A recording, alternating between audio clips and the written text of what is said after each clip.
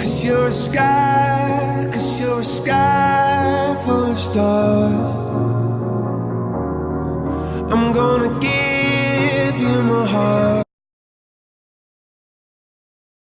The sport of badminton has its origins in ancient civilizations in Europe and Asia. The ancient game known as battledore and shuttlecock originated over 2,000 years ago. In the 1600s, it was an upper-class pastime in England and many European countries. Battledore and shuttlecock was simply two people hitting a shuttlecock backwards and forwards with a bat as many times as they could without allowing it to hit the ground. A contemporary form of badminton, a game called poon, was played in India in the 1800s, where a net was introduced and players hit the shuttlecock across the net. British officers in the mid-1800s took this game back to England, and it was introduced as a game for the guests of the Duke of Beaufort at his stately home Badminton in Gloucestershire, England, where it became popular. In 1934, the International Badminton Federation was formed, with the initial members including England, Wales, Ireland, Scotland, Denmark, Holland, Canada, New Zealand, and France, with India joining as an affiliate in 1936. The first major IBF tournament was the Thomas Cup in 1948. Badminton was introduced as a Commonwealth game program in Kingston, Jamaica in 1966, and has been part of every Commonwealth Games program since then. Here's a short video that shows badminton players playing in 1938. A new game is sweeping the U.S. like a fever. At least it's new to them. Keep it dark that we've had it for years. And at New York's Hippodrome, Ken Davidson on the far side and Hugh Forgy show the stuff badminton is made of. The game that combines the thrill of action with the slow grace of a ballet.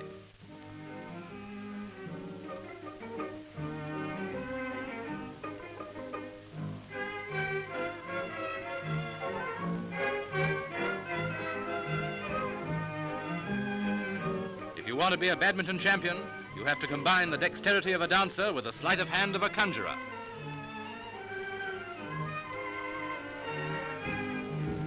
Badminton is a relatively new Olympic Games sport. After being a demonstration sport in Munich in 1972, badminton became an Olympic sport in Barcelona in 1992, with the singles and doubles disciplines introduced for the first time in the Olympic Games. The badminton court can be used for singles and doubles games. As you can see here, the sidelines for the single court are narrow and the sidelines for the doubles court are wide. The long service line also differs between games. The long service line for doubles is short and the long service line for singles is long.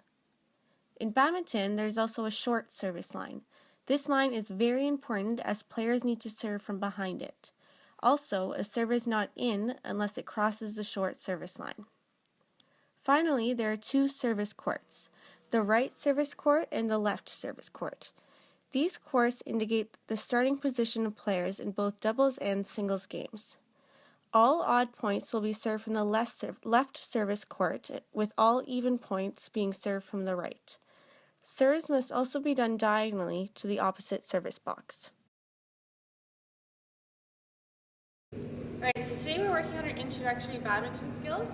Those include our short serve, our forehand overhead clear, our forehand drop shot, and our net shot.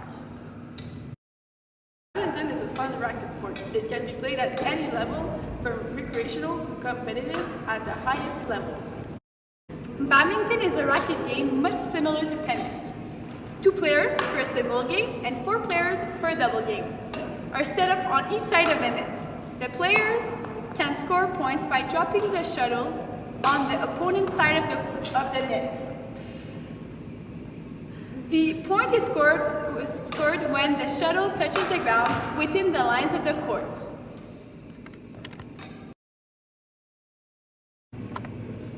Short serve. The shuttle should be held at waist height and your body weight should be distributed between both feet. Now, for the backswing, it doesn't go very far, only about to your body level. What you will do is you will make sure that your hand and your wrist are stiff. And what you want to do is just let go of the birdie and hit it. It's a demonstration. You should let go of the birdie, and as soon as you let go, you hit it. The birdie should land as close to the service line as possible in the opponent's court. For the short serve, students must remember to serve at or below waist height, to shift their weight, and to aim close to the service line. A strategy when doing the short serve is really to stand on your toes so that you give yourself more height, but make sure that you keep both feet on the ground. Now, when you use the short serve, it's really to get the birdie really fast to the opponent. And it is commonly used when playing doubles, and the reason is because after serving many deep times, so when you use a serve to really get it to the backcourt of your opponent, you might want to use a short serve to surprise them, which is why you will use that kind of serve.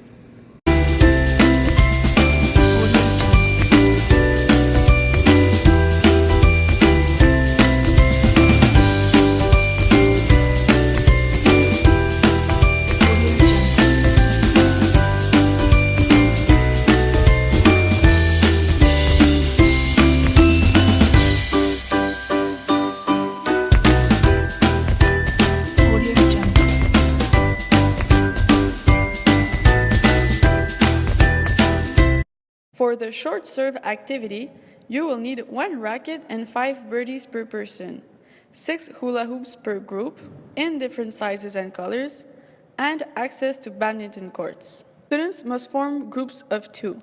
1 service box will be set up with 3 hoops placed close to the service line, with 2 at the sides and 1 in the middle.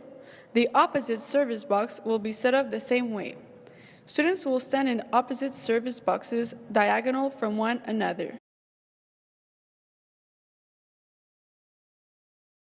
The objective of this activity is to score points by serving into hoops. Each student will start with 5 birdies. The first student will do 5 short serves aiming at the hoops. Each color hoop represents a different number of points. For example, a red hoop could be worth 1 point, a blue hoop worth 2 points, and a yellow hoop worth 3 points. After 5 serves, students will switch roles. As a teacher, you will need to see if students are making contact with the birdies below their waists. Are they shifting their weight? Are their serves fast? Are they able to aim close to the service line?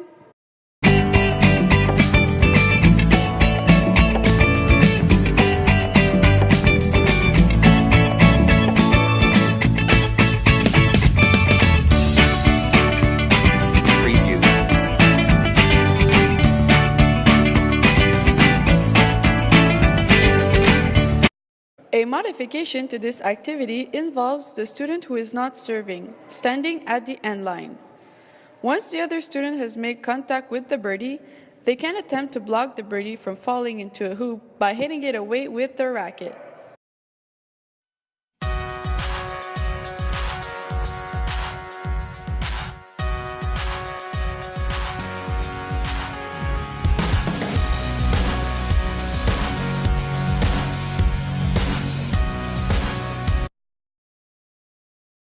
Alright, so for the forehand overhead clear, you're going to hold your racket with a forehand grip and put your opposite foot in front.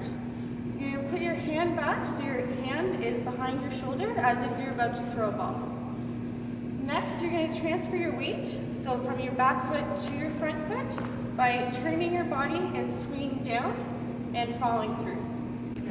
Here's a demonstration. It is important for students to remember to turn sideways, to perform a throwing motion, and to transfer their weight and follow through.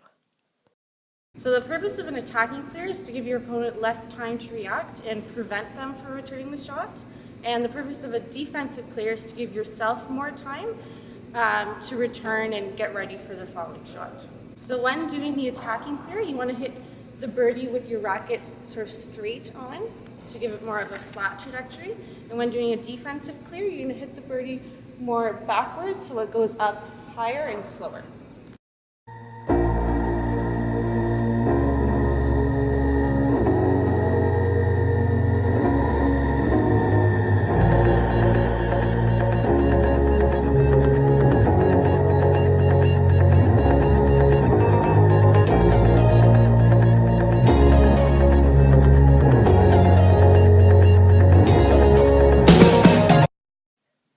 For the forehand overhead clear activity, you will need 1 racket per person, 1 birdie per group, and access to badminton courts. The setup includes having students form groups of 5. In each group, 1 line of 3 will stand behind each other between service lines on one side of the court. On the other side of the court, the other 2 students will stand behind each other between service lines.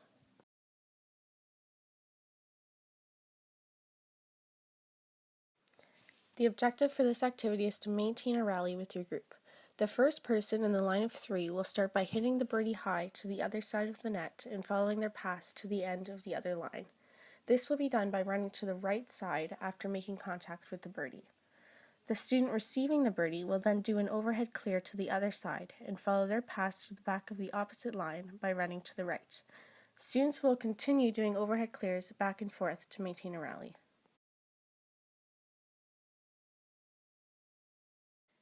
In this activity, you want to look for a couple of things. First, you want to make sure that students are doing a throwing motion when making overhead clears. You also want to make sure that students are preparing by turning their body sideways. Are they also transferring their weight and following through? And are they running to the right side?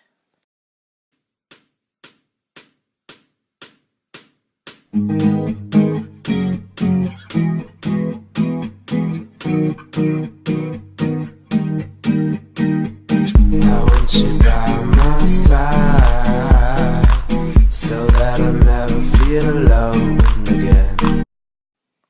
There are a few modifications for this activity. First, students can count each contact, trying to beat their previous rally. You could also ask students to perform defensive overhead clears by hitting it high into the back of the court. Or you can ask students to perform offensive overhead clears by hitting it faster and shorter. The drop shot is played from above the head in the same way as the clear, except the drop shot is hit with a lot less power. If played correctly, it should have just enough power to clear the net, then drop down to the floor. The purpose of this shot is to catch your opponent out and make them stretch when playing their replay, hoping to force an unbalanced, weak reply. Although a really effective drop shot can be an outright winner. To execute the drop shot, get behind and line with the shuttle and turn side onto the net. Have the non-racket arm in front of the body and the racket hand should be up behind the head. As the shuttle comes closer, extend the racket arm and rotate the shoulders and the hips face to the body. You should make contact with the shuttle out in front of the body and when it is still high in the air. Make sure to direct the shuttle downwards as with a smash, but to decelerate the racket head speed, as opposed to accelerating it. This will ensure the shuttle will drop in the forecourt area. Now I will do a demonstration. It is important for students to remember to turn sideways, to rotate their shoulders, to direct their birdie downwards, and to make contact in front. Faking this shot is the key to its success. To faking it, use a big upper body turn to make the opponent think of a clear or smash going to be hit.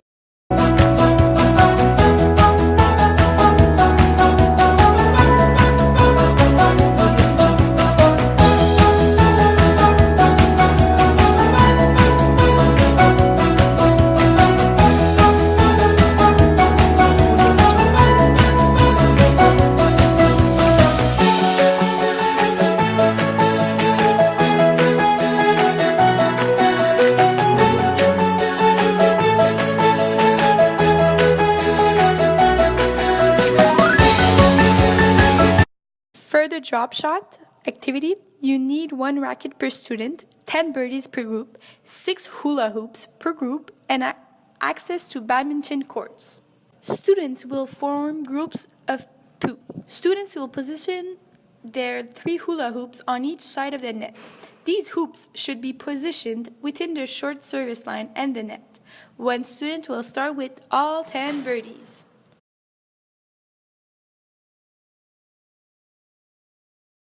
The objective of this activity is to perform drop shots into hula hoops. One student will start by serving high to their partner. The partner will return a drop shot, aiming into the hoops. After 10 drop shots, students will switch roles.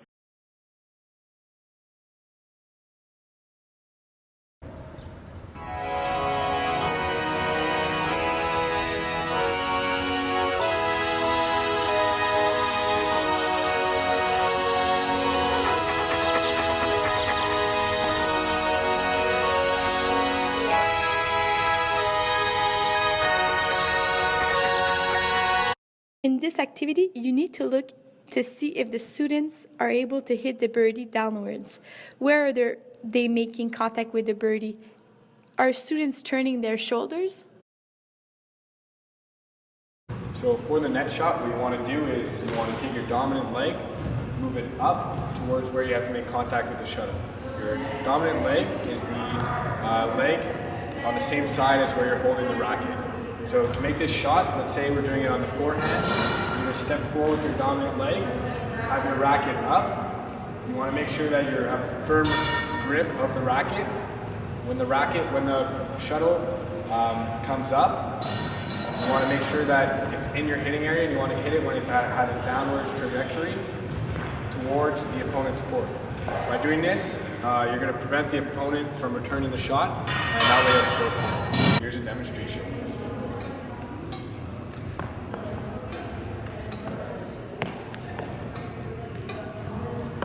The net shot is played from the front of the court, and when played correctly, you should just tumble over the top of the net and drop as close to it as possible on the opponent's side. Here's a strategy that you should consider when using the net shot. You should try to reach the shuttle before it drops too low and make the shot easier and give the opponent less time to reach the net shot. It is important for students to remember to step with their dominant foot, to keep their racket facing down, and to make quick steps to make contact with the birdie earlier.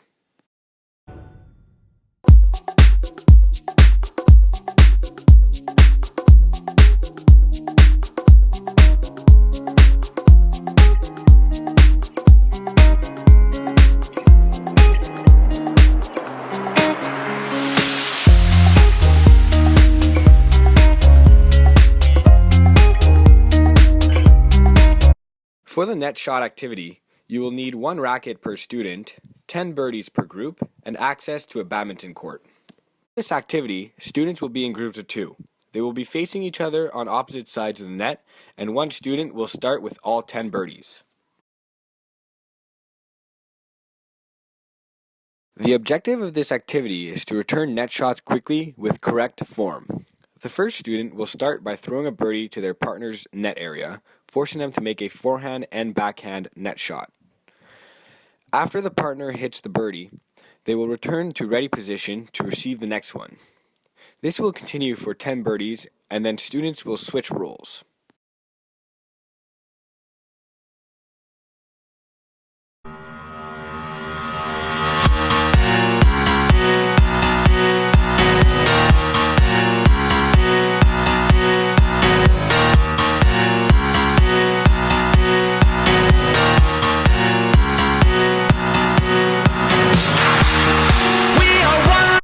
As a teacher, you should look to see if students are stepping with their correct leg.